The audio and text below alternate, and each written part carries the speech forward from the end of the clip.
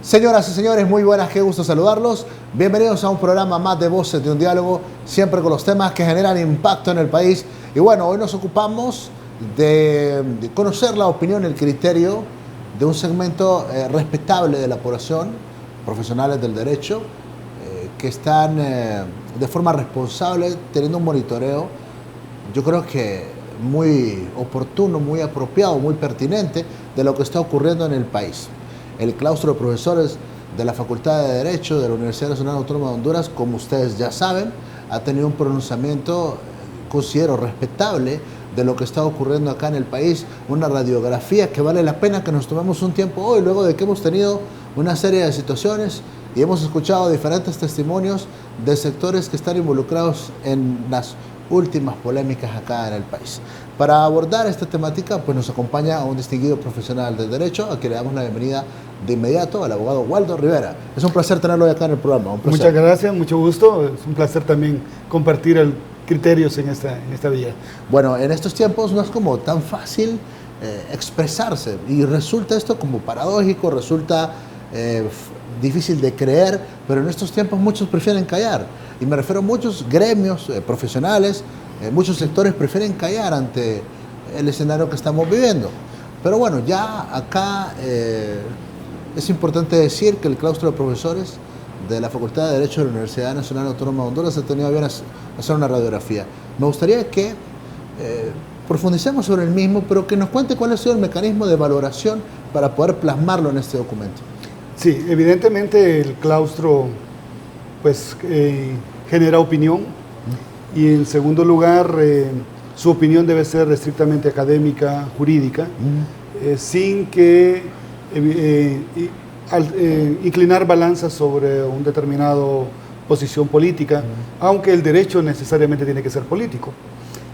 El claustro no solamente quisiera hacer un poquito de historia, se pronunció en el año 2015 cuando salió la sentencia de la Sala de lo Constitucional que habilitó la reelección, inhabilitando en este caso o diríamos dejando sin valor y efecto el artículo 239, y el claustro emitió su opinión en contra de que se procediera a una ilegítima reelección, dado que la Constitución de la República no podía ser modificada porque ese era un artículo petro.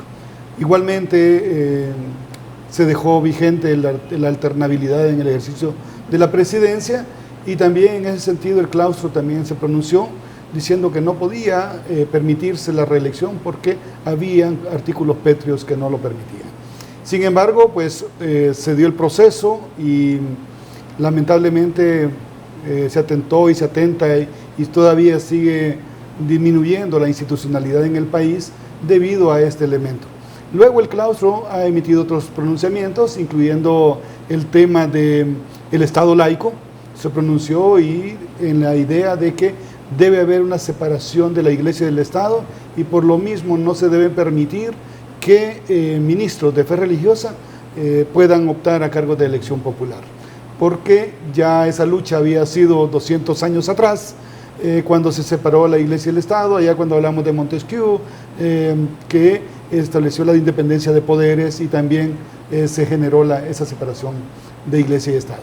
Y por último hemos dado también este pronunciamiento con relación casualmente a este tema de la lucha social que existe en el país, la plataforma social de derechos de lucha por los derechos de la salud y la educación, y hemos establecido una radiografía. Casualmente consideramos que el gobierno, que el Estado de Honduras ha tenido un deterioro de la institucionalidad. A partir desde el 2008 lo dejamos sentado, cuando no se mandó el presupuesto general por parte del Ejecutivo. Luego también hablamos del tema de la destitución de los 4 magistrados, una destitución ilegal de los 4 magistrados de la Sala de lo Constitucional, y también se estableció el tema de la reelección, que para nosotros continúa siendo un hecho que atenta contra la Constitución.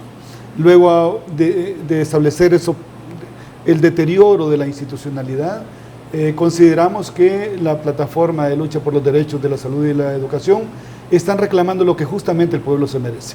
No podemos, y este es un criterio particular, permitir que 7 de cada 10 hondureños permanezcan en pobreza. Somos una vergüenza de país en ese sentido. No es posible que la gente ahora se pretenda limitarle su derecho a la salud y limitarle el derecho a la educación. Muchos de nosotros tenemos la posibilidad de pagar una clínica privada. Muchos de nosotros tenemos la posibilidad de tener a nuestros hijos en una escuela privada. Pero la gran mayoría de la población hondureña lo único que tiene es el acceso a la salud pública y el acceso a la educación pública.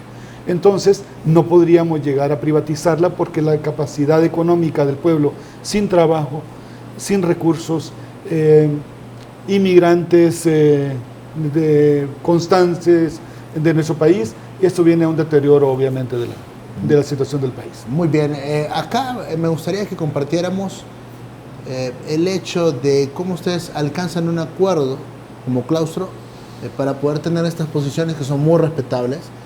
Quizás los actores todos del escenario político actual quizás puedan no compartir, otros pueden identificarse plenamente, pero me gustaría que habláramos un poco de la legitimidad que tienen ustedes. ¿A qué me refiero? Porque me decía hace poco que son, independientemente de motivaciones políticas, han hecho esas valoraciones, pero sabemos que allí en la Facultad de Derecho hay prominentes líderes políticos, dicho sea de paso.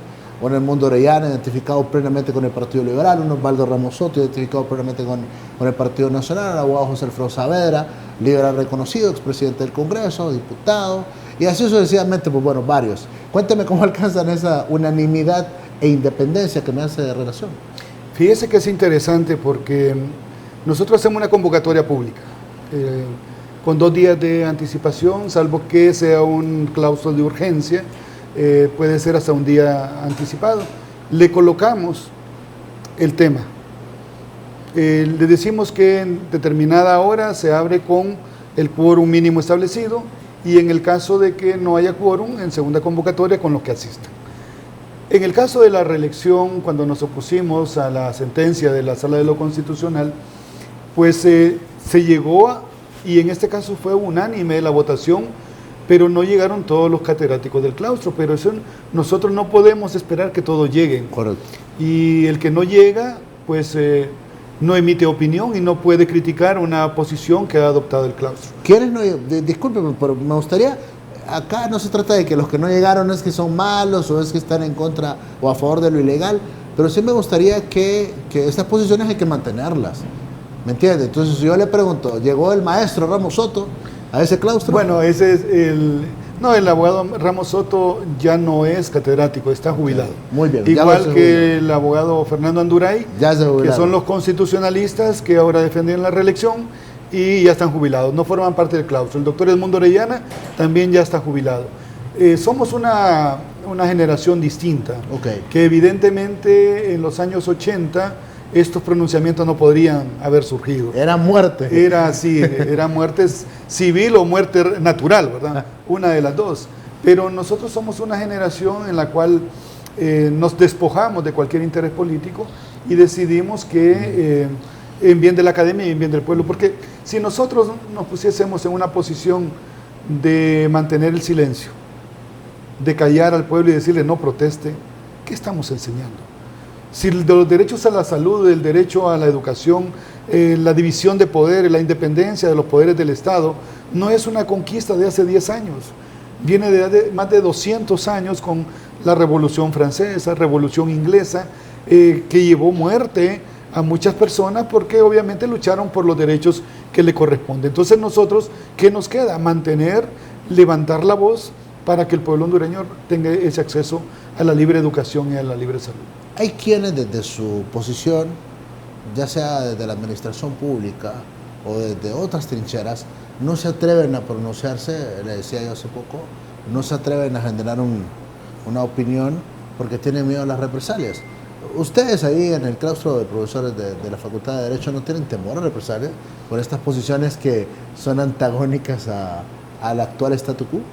Es evidente que en el caso de las personas que trabajan con el gobierno y que imparten clase, podría haber algún riesgo, pero la academia ha tenido esa libertad de cátedra y libertad de pensamiento. La universidad se constituye en un tanque de pensamiento.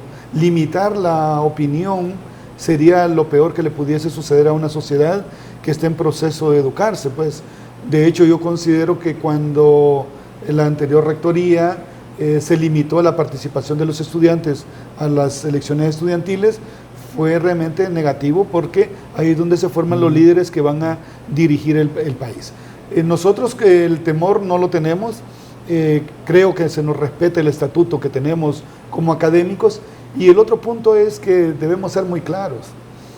El partido que esté en el gobierno, el líder que esté, si es del Libre, si es del Partido Liberal, si es del Partido Nacional, si es del PINU, como academia debemos criticarle todas aquellas cosas que no estén congruentes con lo que la Constitución establece. Entonces, ese es nuestro fundamento principal. No tenemos una línea en particular, simplemente nos reunimos y decidimos en ese momento si la posición va a ser de esta manera y en qué dirección, pero no nos salimos de la parte jurídica académica. Entonces tenemos que decir que hasta hoy Juan Orlando Hernández, en sus 2 periodos de gobierno, no ha generado ninguna acción en contra de ustedes, más allá de que se hayan pronunciado contra su reelección y más allá de que hoy estén considerando que la plataforma de lucha de los médicos y los maestros es muy seria. Definitivamente no. No hemos tenido represalia a nivel de la academia, ni en su gobierno constitucional del primer periodo, ni en este segundo mandato que tiene, que está fuera de la Constitución de la República.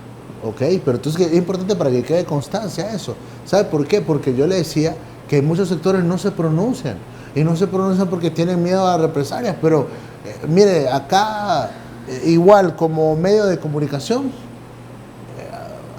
ya vamos a hablar del Código Penal, por ejemplo, que me gustaría también escuchar una consideración. Entonces ya dicen, no, es que en este nuevo Código Penal a los periodistas los limitan, y probablemente sí, y los persiguen y no sé qué. Acá, sin ley, sin código, sin nada, se nos metieron los militares, nos destartalaron el canal, y ese es el antecedente histórico que tenemos para toda la vida.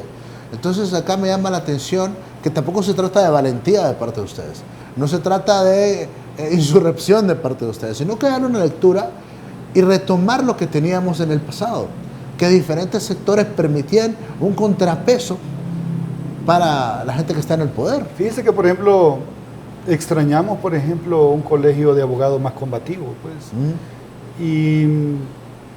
Y es porque realmente cuando se mina una institución con elementos que tienen con miembros que podrían tener un interés político, entonces se le quita esa libertad.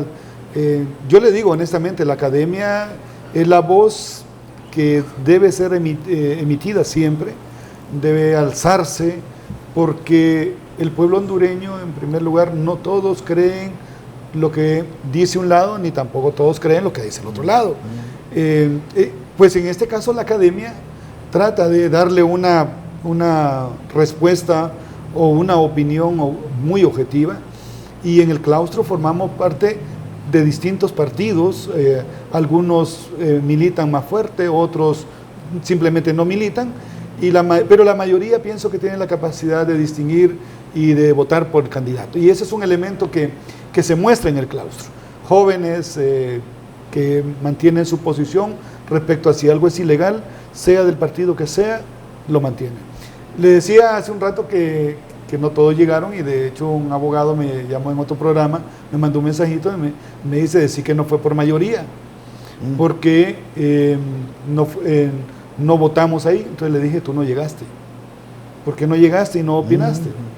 Yo lo puedo decir en el canal, digo, que específicamente tú dices que no estás de acuerdo, pero no tiene voz porque no llegó.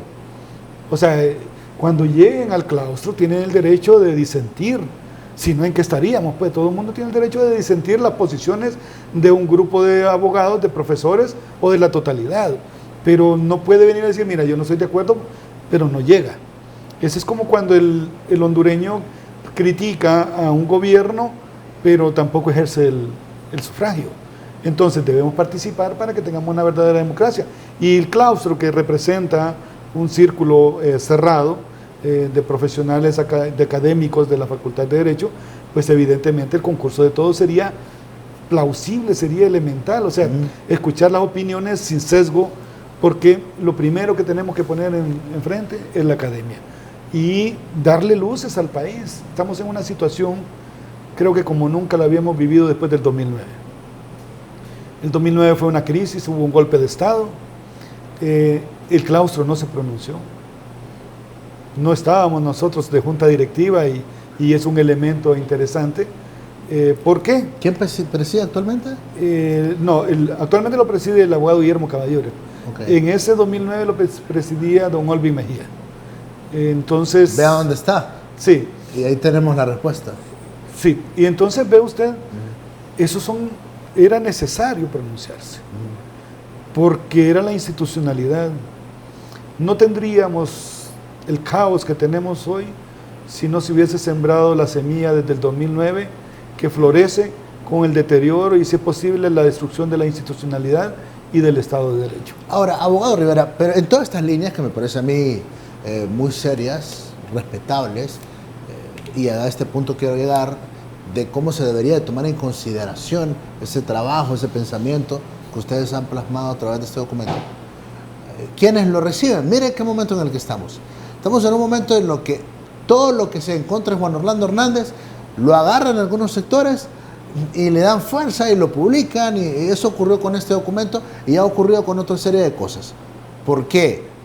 Porque ese ya es un aspecto político en donde han sido incapaces de poder hacerle frente a Juan Orlando Hernández. Entonces, como son incapaces políticamente por otros factores que no ven el caso en este momento y no corresponde que los hablemos acá, pero viene la clase política y delega en otros sectores como ustedes, como la plataforma, la responsabilidad de golpear a este gobierno y la responsabilidad de golpear a Juan Orlando Hernández particularmente.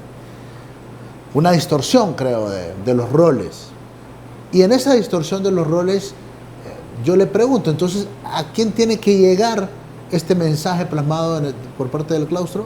¿Quién debería sacarle provecho a estos elementos para poder potenciar y generar un cambio en Honduras? Bueno, lo que usted planteaba en primer lugar es porque la oposición carece de liderazgo. Si hubiese un liderazgo que condujera a la oposición a derroteros más claros, yo creo que no tendrían que tomar necesariamente la bandera como bandera a un pronunciamiento de claustro, que lo hace sin distingo de colores, sino, como le decía, académicamente. ¿A quién tiene que llegarle el pronunciamiento del claustro? Pues se lo dirigimos particularmente a los estudiantes de Derecho. Les dijimos: quienes no reclaman derechos están destinados a perderlos. Y también igual, no estamos de acuerdo en que exista vandalismo en las protestas. La protesta que permite la Constitución es la protesta pacífica.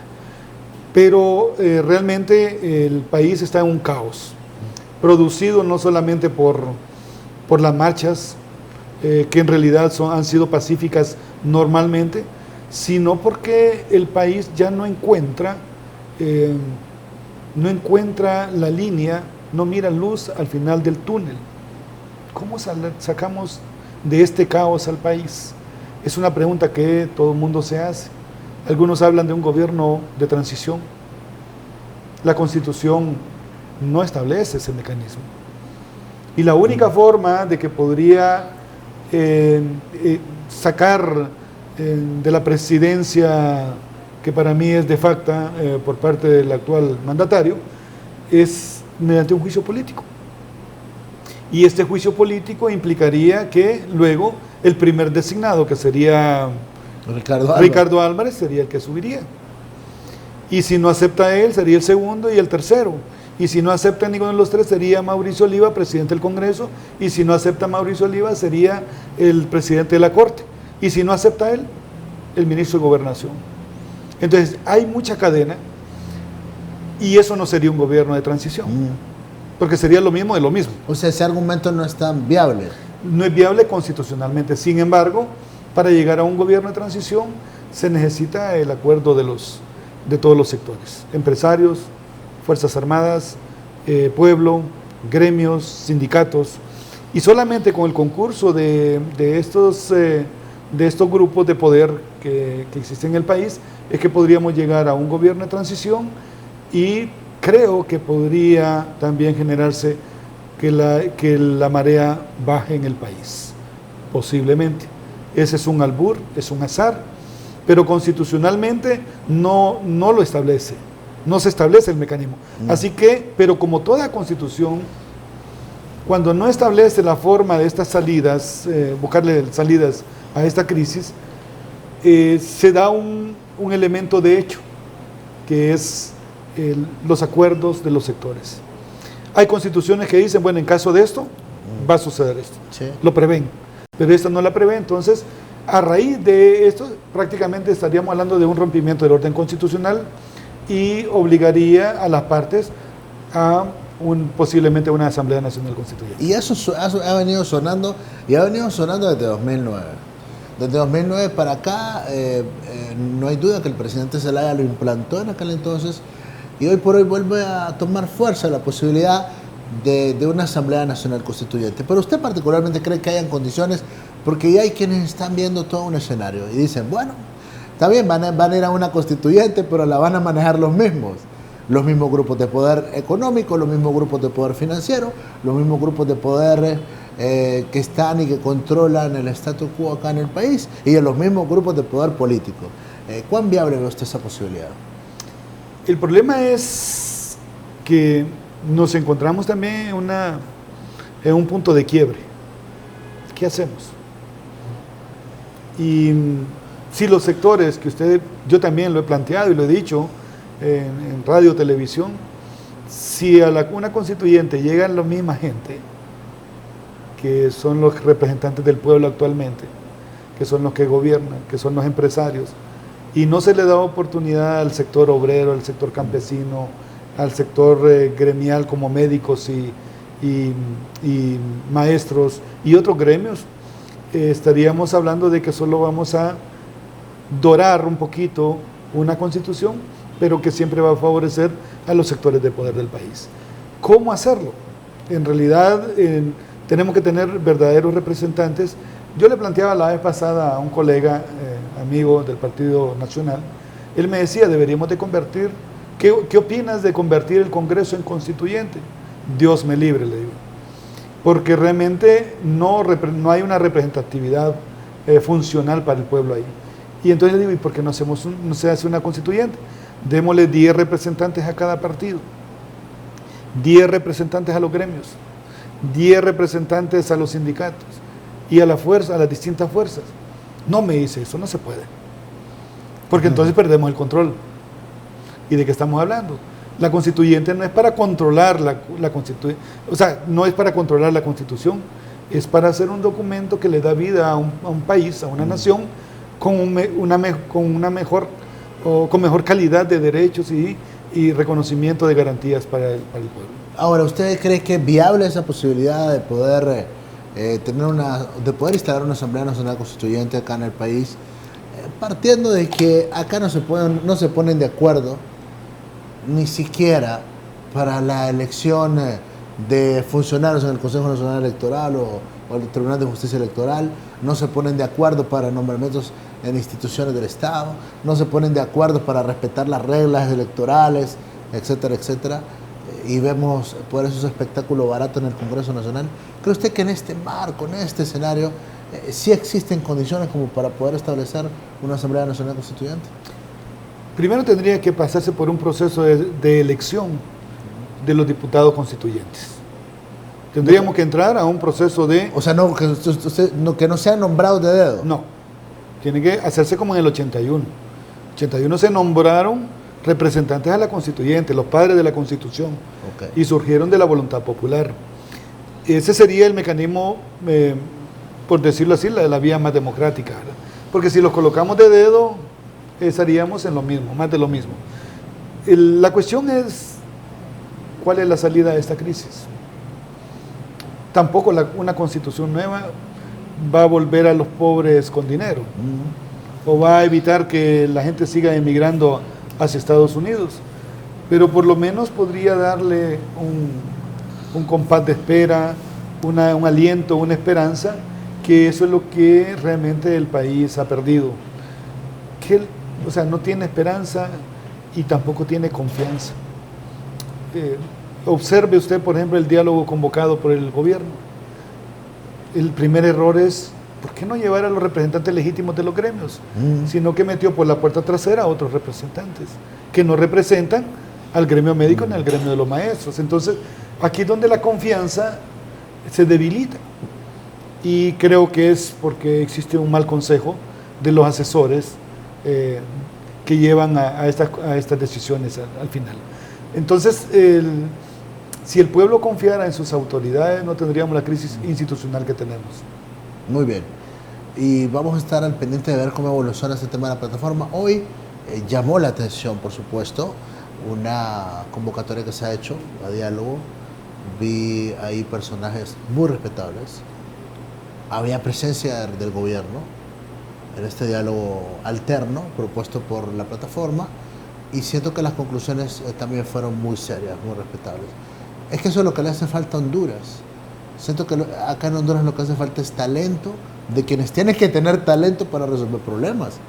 Acá lo más fácil es para un gran sector de la población hacerse los que no piensan, no saben y no quieren saber nada de política y no quieren saber nada de conflictos, pero debería de existir mayor compromiso de parte de todos los sectores.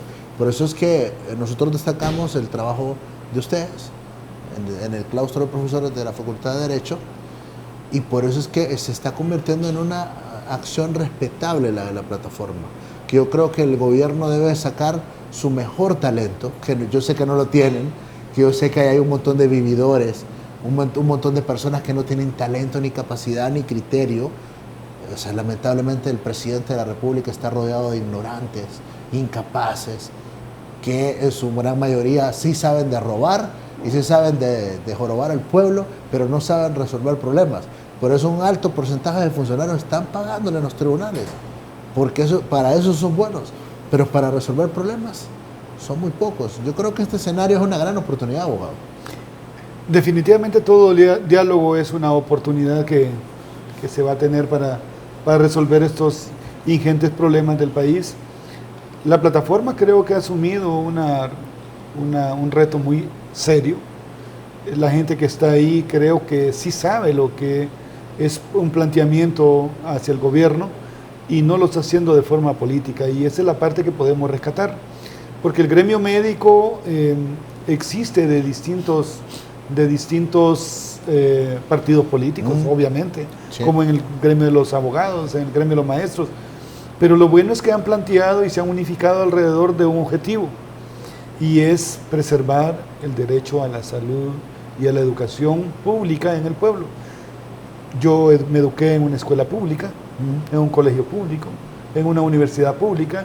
Lo único que me pagué fue mi maestría con la Universidad de Alcalá, en Derechos Humanos y Estado de Derecho. Pero la apertura que el Estado ha mantenido respecto a la educación pública no solamente es que debe estar en la Constitución de la República, debe haber aulas suficientemente acomodadas para la niñez, debe haber no solamente edificios para la salud, sino que debe haber médicos y medicinas. Como le digo, es lamentable, hemos tenido un deterioro, un retroceso en los últimos 20 años.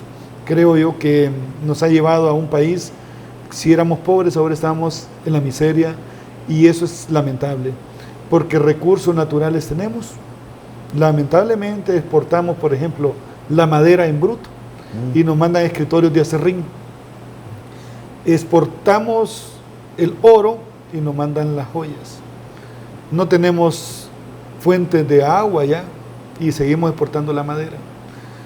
Nuestra gente ya es objeto de exportación, porque todos los emigrantes del país que llegan a Estados Unidos, evidentemente estamos exportando hasta nuestro recurso humano. Entonces, póngase a pensar que el intelectual, esos muchachos que tienen un índice académico muy alto, no tienen capacidad, el país no puede absorberlo, y también entonces tenemos una fuga de cerebros. Mi sobrina, por ejemplo, es doctora, y a medio tiempo le pagaban 6,000 empiras. Una persona que ha estado 8 años estudiando. Sí. Es grosero. Es grosero. Sí, es grosero. Es grosero porque sus padres tuvieron un sacrificio, ella generó un sacrificio también, y cuántos de mis compañeros, colegas, abogados, lo que ganan son 5.000 lempiras. Y los odontólogos, 3.000 algunos por medio tiempo. Entonces estamos generando profesionales, pero el mercado laboral es un enemigo realmente, porque están buscando profesionales buenos al menor precio posible. Y aquí es donde viene el debacle. Una sociedad no puede ser así, debe haber más equidad entre el trabajo y el salario, pues, y entre la riqueza y el trabajo, y el trabajador. Y aquí tenemos un desbalance totalmente. La riqueza está en pocas manos, y ese es el temor de la constituyente. Claro, es una caja de Pandora. ¿Quién dice que no quieran nacionalizar todos los recursos naturales?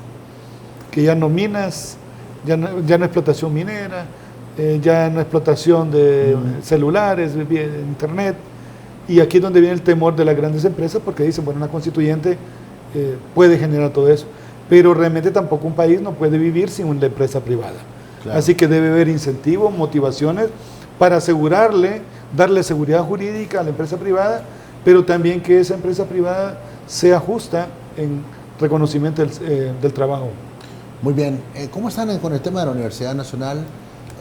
Por supuesto, con esta crisis que se ha generado en los últimos días, en los últimos meses, ahí está la zozobra siempre de saber si hay clases o no hay clases. ¿Cómo lo están manejando ustedes como docentes, como catedráticos?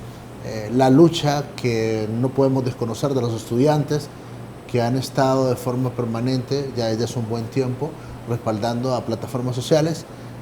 ¿Cómo está el tema de la calidad educativa que se percibe, quizás de afuera se percibe que baja cuando estamos en este tipo de situaciones? Es evidente que baja.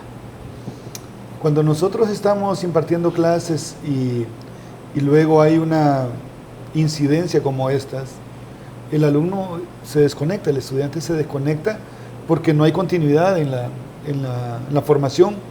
Aunque nosotros, por ejemplo, de Derecho mandamos trabajos de investigación vía correo electrónico, le mandamos cuestionarios, yo les preparo presentaciones, se las envío vía correo porque les digo, bueno, vamos preparándonos, aunque no estemos llegando a clases, pero ustedes tienen una idea de lo que vamos a hablar y será más fácil.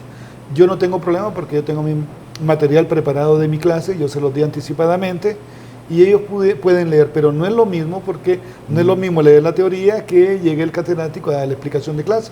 Hoy casualmente le mandé un correo a todos mis estudiantes que los esperaba en clase y les decía que el claustro se había pronunciado y que estaba de acuerdo en reclamar los derechos, porque derecho que no se reclama se pierde, pero que deberían llegar a la universidad y honestamente les dije yo, creo que es un error la toma de las instalaciones de la universidad, porque donde deben organizarse, manifestarse, hacer asambleas, hacer debates, es adentro del recinto universitario. Reúnanse en la plazoleta, debatan y luego hagan planteamientos. Y si de ese debate tiene que haber una manifestación, pues bien se organizan, sale una manifestación, pero lo hacemos sin afectar la totalidad de la comunidad universitaria. Creo que perdemos todos. Cuando tenemos cerradas las instalaciones educativas, obviamente perdemos todos. Pero también debemos entender que por el otro lado, si no se fuerza al gobierno a sentarse, a dialogar, y es lo que está haciendo la plataforma, no hay forma de mantener esos derechos porque la privatización, según la idea, es que se tercericen los servicios de salud y educación. Y lo que ocurre es que va a parar allá los efectos de una crisis de esta naturaleza, porque el estudiante universitario no se quiere quedar atrás. El estudiante de primaria, secundaria y también de diversificado no se quiere quedar atrás. El maestro está en la lucha. Y diferentes sectores que no tienen nada que ver, los empresarios se ven afectados. Me parece transporte de carga. Hoy se pararon, entonces ¿qué ocurre? A mí me impacta cuando voy pasando por los moles y los veo amurallados. Voy pasando por determinadas cadenas de farmacia porque el pueblo identifica ¿de quién son? De quién son. Entonces yo solo miro que una cadena de farmacia está amurallada, no sé por qué, yo solo me pregunto por qué. ¿Por qué será que solo esa cadena de farmacia está amurallada? Pero igual me da pena, me da pesar, porque digo, Acá parece que viene un extranjero y circula por las calles de la capital de la República, y acá hay puntos donde parece sitio de guerra, pues. Pero así están las situaciones acá en el país. Esa es una realidad. Y la pregunta es, ¿qué nos llevó a esto? Yo pienso que es una irresponsabilidad de los políticos. Nos llevaron por un camino tortuoso, quisieron manejar todo el engranaje político a su manera, el Tribunal Supremo Electoral, el Registro Nacional de las Personas, la Corte, el Congreso, el Ejecutivo, o sea, hasta el Ministerio Público se fue en la colada, de alguna manera, y entonces, ¿qué tenemos? Mire, la gente sale a manifestarse porque está deprimida realmente. No es y como lo dijo actualmente el señor Juan Orlando en un programa, sí necesita relajarse. Y está deprimida porque donde ponga queja no tiene respuesta. Si llega al Ministerio Público no se le da seguimiento a los casos de corrupción e impunidad. Si llega a derechos humanos parece que las puertas están más angostas ahora que antes. Si llega a exigir justicia a la Corte Suprema tampoco. Si llega al Congreso Nacional, los representantes que son del pueblo le salen por la borda. Entonces el pueblo se siente desamparado. Eso es lo que yo considero. Muy bien. Y vamos a estar monitoreando entonces a ver cómo evoluciona, porque tendrán que venir más pronunciamientos del claustro de profesores en relación al acontecer nacional. A propósito, sobre el Código Penal todavía no hay... No, nosotros planteamos, nos unimos a lo manifestado por el CNA, la plataforma el Cáritas, en el cual se establecía que el Código Penal pues, es un instrumento de impunidad para los que han incurrido en malversación de caudales públicos. Sí. ¿Y eso ya es una posición colegiada de parte de ustedes? Eso fue la Junta Directiva que asumió la posición, la Junta Directiva del claustro de profesores, de acuerpar, adherirse al pronunciamiento del CNA, de ser libre, del Colegio de Periodistas, de Cáritas, de CCIC, o sea, Cámara de Comercio e Industrias de Cortés. Nos adherimos donde se dice claramente que el Código Penal socializado no es el que se aprobó en el Congreso, ni tampoco fue el que se mandó a la Corte para dictamen, y que ahora es un código totalmente distinto. Nosotros nos preocupa, o sea, como profesional del derecho, genera una preocupación muy fuerte el hecho de que los casos de corrupción sean penalizados entre 4 y 6 años. Cuando son miles de millones de lempiras que se han robado y muchas miles de personas han muerto casualmente, porque nosotros antes decíamos, es que le roban al Estado, nos roban a todos nosotros. Cada centavo que se llevan es parte de los impuestos nuestros. Y claro, cuando la corrupción se enclaustra dentro del Estado, afecta a todos los demás derechos. Sí. Pierde salud, pierde educación, pierde el derecho a una vida digna, pues, el ciudadano. Ahora, sobre este particular, bueno, evidentemente que ustedes como profesionales del derecho se supone que tienen un entendimiento superior al de cualquier ciudadano que solo escucha que el Código Penal, nuevo, atenta en contra del pueblo mismo al dar estas penas tan bajas por delitos que han generado en el reciente pasado un gran impacto. De ese criterio yo tengo todas mis reservas, porque un ciudadano, cualquiera que sea, incluso que no tenga una preparación académica, si lee y se le explica, o sea, hay muchas cosas ahí que son evidentes, que son lógicas. Por supuesto, hay tecnicismos que ahí sí requiere de una interpretación profesional. Como por ejemplo la retroactividad de la ley. Hay un principio constitucional que dice que la ley no tiene efecto retroactivo. Es decir, no se puede aplicar a actos anteriores, solo en materia penal cuando favorezca al reo o al delincuente. En este caso, supóngase que en el caso del Seguro Social, los imputados tuviesen una pena de 30 años de cárcel por los delitos que cometieron, al entrar en vigencia el nuevo Código Penal, su pena puede ser rebajada entre 4 y 6 años, porque se aplica retroactivamente la ley que le favorezca al reo. Y ya va ganando 20 años. Sí, exacto. Y así sucede, que si a Mario Zelaya, que ya lleva como 500 años, con la entrada en vigencia de este nuevo código, ese hombre 10 años máximo puede estar fuera. O de repente cuando ya venga, si ya tiene, no sé, yo creo que ya lleva como 6 en detención, de repente va a salir con carta de libertad. ¿Y aquí es donde viene? A quienes están protegiendo. ¿Por qué hicieron esa rebaja de la pena? ¿Por qué aplicaron ese principio? La explicación que daba uno de los diputados al Congreso es que hay una gradualidad de la pena, pero la gradualidad de la pena no se está dando ahí. La gradualidad de la pena se dio en el narcotráfico, por ejemplo, en las personas que introducían marihuana a la PC a través de su vagina, en la cosa, que eran sí, 15 carrucos. Y que quizás sí era injusto. Era injusto que le cayeran 15 años. Igual, sí, porque de repente están obligados a saber qué amenazas tienen. Pero en el tema de corrupción es terrible, pues. Un día que entre ese Código Penal en vigencia, porque va a entrar en vigencia hasta en noviembre. Un día que entre, todos van a invocar ese Código Penal, los que estén encarcelados por delitos de corrupción, para aplicar la pena más favorable. Y también entiendo el narcotráfico. También el narcotráfico tiene una reducción de penas, y aquí es donde venimos, y lo primero que me pregunté, bueno, ¿qué le pasó a Estados Unidos, que siempre ha estado involucrado en el desarrollo de la legislación del país? Por lo menos ha sido, diríamos, un observador. ¿Cómo se les pasó esas penas del narcotráfico?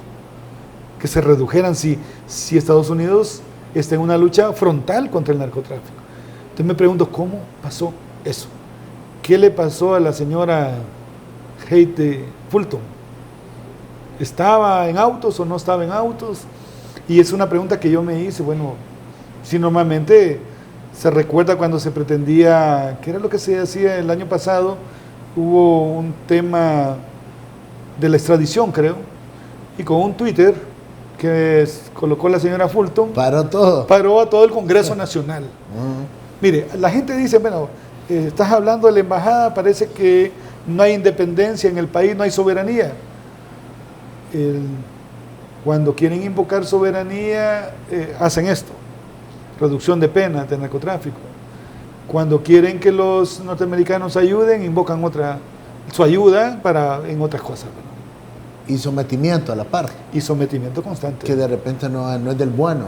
Sí. Porque acá yo no entiendo también a estas personas que negocian con los corruptos, con los delincuentes. Acá hay personas cuestionadas que ya se están preparando para el 4 de julio a ir a compartir con ellos. Y lo reciben en la embajada. Y si bien es cierto, después también los reciben en las cárceles allá en los Estados Unidos, pero los Estados Unidos no tiene amigos, tiene intereses, y eso lo han dejado bien marcado. A ellos les interesa realmente el país porque geopolíticamente está bien ubicado, porque tenemos una base de Palmerola, porque existe operaciones allá en La Mosquitia, en la parte sur, y porque realmente somos territorio prestado. Somos el patio de ellos en la materia militar. Y lamentablemente hemos tenido a la encargada Heidi Fulton, que no es una agente diplomática, no es de carrera diplomática, es una agregada comercial que administra la embajada. Por eso, si todo el pueblo lo sabe, que no tenemos un embajador desde hace como 8 años más o menos. No tenemos después de este señor, bueno, se me fue el nombre, no hemos tenido embajador, y la señora Fulton no es diplomática. Ahora, cerrando, abogado, el tema de la Maxi, me llamó la atención el otro día que estaban despidiendo al señor vocero de la Maxi, entre vinos y cócteles, quesos, jamones y toda esta diplomacia. Y desde el otro día también que miré al CNA en una presentación de película, entonces yo reflexionaba, ¿es que acaso el combate a la corrupción es un espectáculo? ¿Es que acaso el combate a la corrupción es diplomacia? ¿Es que acaso el combate a la corrupción es que yo tengo que felicitarlo a usted porque está combatiendo la corrupción, pero ya decide irse? O sea, yo no sé en qué medida se ha avanzado en el combate a la corrupción con este tipo de mecanismos a través de la Maxi. No sé cómo lo ve usted. Mire, tenemos un problema. Cargamos mucho al CNA y a la Maxi de la responsabilidad en cuanto a la acción penal, pero la acción penal no la tienen ellos, la tiene el Ministerio Público. Y como ha dicho Gabriela Castellanos, la abogada que es la directora del CNA, que ha presentado más de 80 líneas de investigación y solo han evacuado como 8 u 11. La Maxi, a través del UFESIC, también ha presentado muchas líneas de investigación, pero realmente quien decide a quién van a requerir, hacer requerimientos, es el fiscal general del Estado. Entonces, creo y estoy de acuerdo que la lucha contra la corrupción y la impunidad, como usted lo plantea, no debe ser de francachelas o coloquios, ¿no? Debe ser una lucha seria y permanente, y yo creo que lo ha hecho la Maxi, pero lamentablemente, como lo han dicho desde ahí mismo, han estado torpedeando toda la acción de la Maxi. El Código Penal es un torpedeo que le han hecho a la lucha contra la corrupción. Abogado, muchas gracias por este tiempo.